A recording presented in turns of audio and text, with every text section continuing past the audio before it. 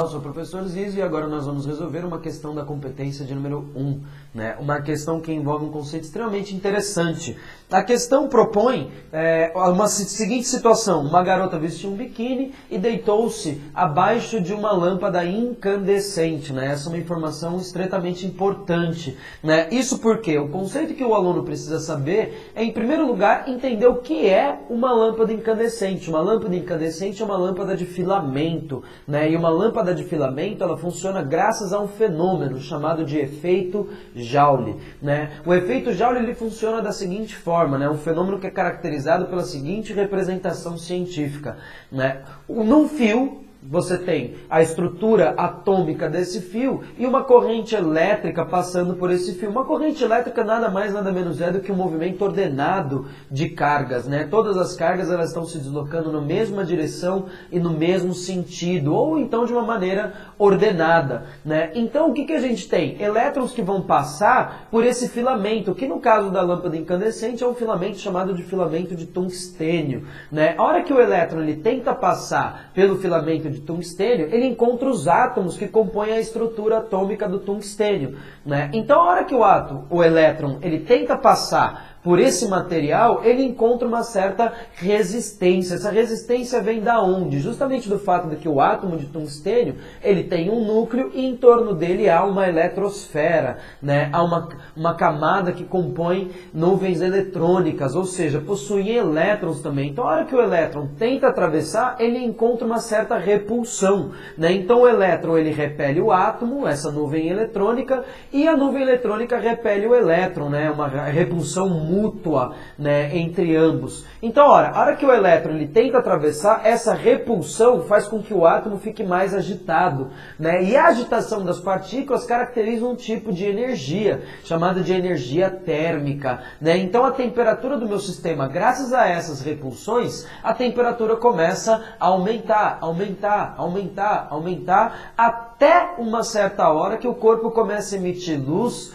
própria, né? Isso por que acontece? Porque todo corpo, pessoal, toda carga elétrica que tem um movimento oscilatório, pessoal, emite um campo elétrico. Esse campo elétrico, pela oscilação da partícula, varia no tempo, né? Um campo elétrico que varia no tempo gera um campo magnético. Então a gente tem uma onda eletromagnética, né? Que é uma associação desses dois campos, um campo elétrico e um campo magnético, né? Então a partícula ficando mais agitada, a frequência dessa onda eletromagnética vai aumentando, aumentando, aumentando, até chegar numa certa frequência que é capaz de sensibilizar os nossos olhos, ou seja, a luz visível, né? Então a garota, deitando debaixo dessa lâmpada, o que está chegando no corpo dela? Está chegando dois tipos de radiação essencialmente. Uma radiação que caracteriza, né, a luz visível, né, e outra radiação que é justamente associada a essa temperatura, né, essa agitação das partículas, que é o infravermelho,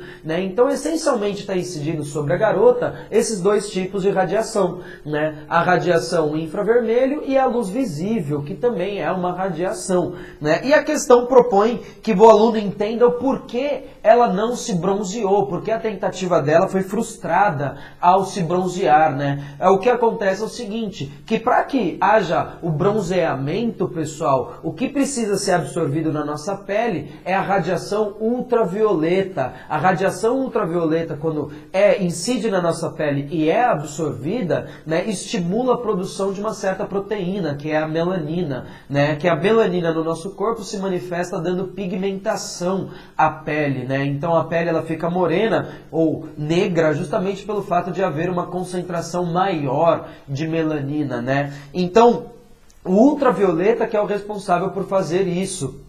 A radiação do infravermelho, ela esquenta, né? A nossa pele, quando absorve infravermelho, as partículas ficam mais agitadas, esquentando elas, né? Então a garota não consegue se bronzear, porque o que estava incidindo essencialmente nela é o infravermelho. E o infravermelho, em comparação ao ultravioleta necessário para que haja o bronzeamento, é uma radiação de baixa frequência. Portanto, a alternativa correta que justifica o não bronzeamento da garota é a alternativa B, né? Porque o que incidiu nela, o que a lâmpada incandescente está emitindo, são radiações de baixas frequências, né? Frequências que estão próximos do infravermelho e do vermelho, né, do nosso espectro visível, né? Portanto, elas não bronzeiam, né? Para bronzear é necessário o ultravioleta, né?